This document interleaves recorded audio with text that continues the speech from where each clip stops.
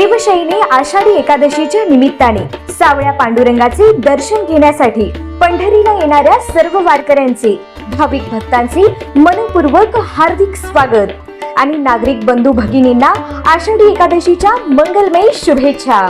शुभेच्छुक आमदार देवेंद्र दादा कोठे, सोलापूर शहर मध्य विधानसभा सोलापूर।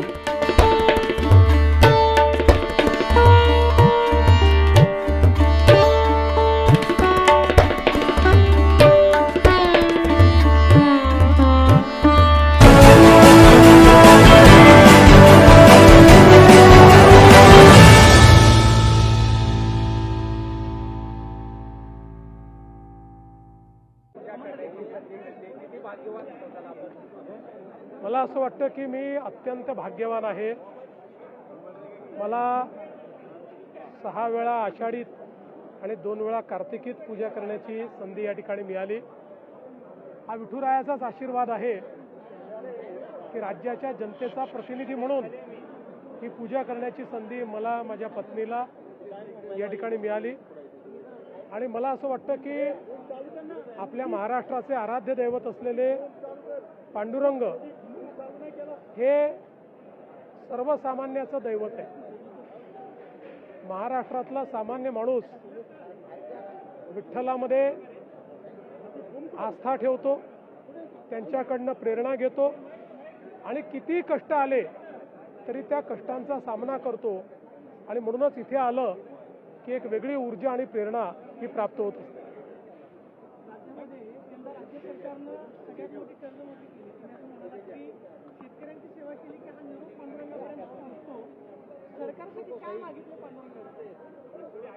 सरकारसाठी काही मागण्याची आवश्यकता नाही। मला असं वाटतं की पांडुरंगांना आपल्या मनातलं कळतं, पण एक गोष्ट मात्र इथे आल्यानंतर मी सातत्याने मागत असतो, कारण ही जी आषाढीची पूजा आहे ही खरीपाच्या हंगामात होत असते आणि खरीपाचा हंगाम चांगला झाला तर राज्यात शेतकरी सुखी होतात आणि राज्य सुखी होतं।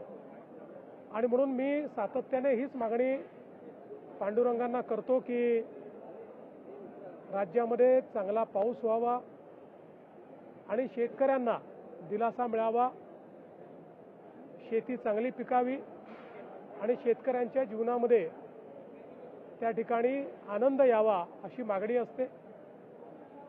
सोबत पांडुरंगांना हाही आशीर्वाद मागितला आहे की देशाचे प्रधानमंत्री माननीय नरेंद्र मोदीजी यांनी आमच्या देशाच्या तरुणाईकरता एक नवीन अध्याय सुरू केलेला आहे आणि या तरुणाईला दिशा देण्याकरता,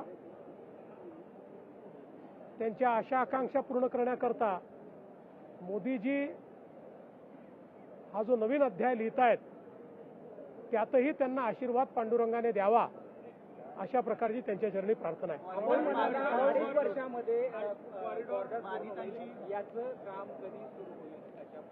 आपला प्रयत्न असा आहे की यावर्षीच काम सुरू झालं पाहिजे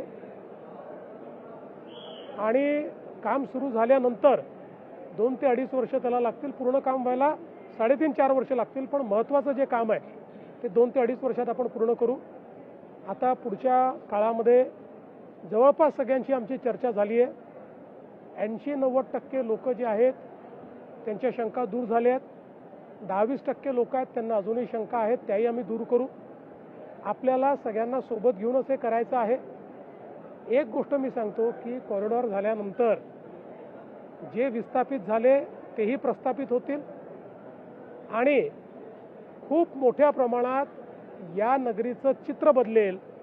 इथे राहणाऱ्या प्रत्येक व्यक्तीला या कॉरिडॉरमुळे पांडुरंगाचा विशेष आशीर्वाद प्राप्त होईल। भाऊ, आपण शेतकऱ्यांसाठी दरवर्षी प्रार्थना करतो, विठ्ठल देखील भरभरून पाऊस देतो, शेतकरी देखील भरपूर उत्पन्न घेतो, मात्र हमीभाव हा जो आहे तो आपल्या हातामध्ये आहे, सरकारच्या हातामध्ये आहे। तो जर मिळाला तर कर्जमाफी किंवा कोणतीच गरज शेतकऱ्यांना पडणार नाही, त्यासाठी काय आपण हमी भावाने खरेदी आपण दरवर्षीच करतो, याही वर्षी करू, मागच्या वर्षी केली आणि विक्रमी खरेदी आपण करतो। पण आज आपल्यासमोर जो सगळ्यात मोठा प्रश्न आहे तो उत्पादन खर्च जो वाढतोय त्याच्यामुळे एकीकडे शेतमालाचे भाव आंतरराष्ट्रीय बाजारपेठ ठरवते आणि दुसरीकडे आपल्याकडे उत्पादन खर्च सातत्याने वाढतोय आणि म्हणूनच उत्पादन खर्च कमी झाला पाहिजे याकरता मोफत वीज आपण दिली, ड्रीप इरिगेशन आपण मोफत देतो, पाण्याच्या व्यवस्था आपण मोफत देतो, पंप आपण मोफत देतो, सौर पंप किंवा अगदी कमी किमतीत देतो, निविष्ठ आपण कमी किमतीत देतो, यंत्रसामुग्री आपण कमी किमतीत म्हणजे 90% 100% सबसिडीनी त्या ठिकाणी देतो आणि यासोबत विशेषतः उत्पादन खर्च कमी करायचा असेल तर आपल्या शेतकऱ्यांना नैसर्गिक शेतीकडे न्यावं लागेल. तो आपला प्रयत्न आहे आणि महाविस्तार सारख्या आर्टिफिशियल इंटेलिजन्सचा उपयोग करून 25% उत्पादन खर्च कमी करायचा आणि उत्पादकता वाढवायची हा आपला प्रयत्न. यातनं शेतकरी सुखी होईल. साहेब, आपण कॉरिडॉरच्या माध्यमातून पंढरपूर हे राष्ट्रीय दर्जाचं तीर्थक्षेत्र बनवत आहे, त्याचबरोबर पंढरपूर जिल्हा देखील झाला पाहिजे अशी मागणी आहे, त्याबद्दल काय आपण करणार आहात? आता महाराष्ट्रात किती जिल्हे करायचे ते कधी करायचे विठुराया ज्यावेळेस आम्हाला आदेश देतील त्यावेळेस करू. तुम्ही नरेंद्र मोदींसाठी असं म्हणाला की पांडुरंगाकडे आशीर्वाद मागितले, मोदींचे नवा अध्याय सुरू करत आहे. तर दिल्लीमध्ये आपण पाहिलं की काही दिवसांपासून हिंसेच्या मोठ्या प्रमाणावरती होतोय, तरुणाई रस्त्यावरती उतरते, तरुणाईला भडकवलं जातंय की खरंच जेन्युइन प्रश्न घेऊन तरुणाई जी आहे ती सरकारकडे? बघा, दोन्ही गोष्टी मला दिसतात. प्रश्नाचं गांभीर्य असल्यामुळे शांततेने आंदोलन करणारेही मला दिसतात. आपल्या समोरचं भविष्य चांगलं राहिलं पाहिजे याकरता त्या आंदोलनाला समर्थन देणारेही मला दिसतात आणि त्याचवेळी या आंदोलनाच्या पाठीवर आपल्याला राजकीय पोळी भासता येईल या दृष्टीनं राजकारण करणारे, हौसे नौसे काही गौसे अशा प्रकारचे हिंसाचार करणारे किंवा जाणीवपूर्वक त्या ठिकाणी कुठेतरी अराजकता तयार झाली पाहिजे असेही लोक त्या ठिकाणी शिरलेले आपल्याला पाहायला मिळाले. आणि मला असं वाटतं यामुळेच ही सगळी परिस्थिती लक्षात घेऊन श्री सोनम वांगचुक यांनी आपलं उपोषणही सोडलं, त्यांच्या मागण्याही सरकारने मान्य केल्या, त्याच्यावर कारवाई सुरू झाली आणि त्यांनी सगळ्यांना सांगितलंय की शांततेनं हे पुढे गेलं पाहिजे. चला, उद्या पुन्हा एकदा मोर्चा काढलाय मुंबईमध्ये राज ठाकरे आणि उद्धव ठाकरे याच संदर्भात. मला असं वाटतं की सगळ्यांना लोकशाहीमध्ये आपलं मत मांडण्याचा अधिकार आहे, पण हा जो काही मोर्चा होतोय या मोर्चाला विद्यार्थ्यांशी काही घेणं देणं आहे याची शक्यता कमी आहे. राजकारणामध्ये आपली जागा पुन्हा कशी निर्मित करता येईल याकरता हा प्रयत्न अधिक दिसतोय, पण तरी देखील माझ्या शुभेच्छा आहेत. Like, subscribe, click on the bell.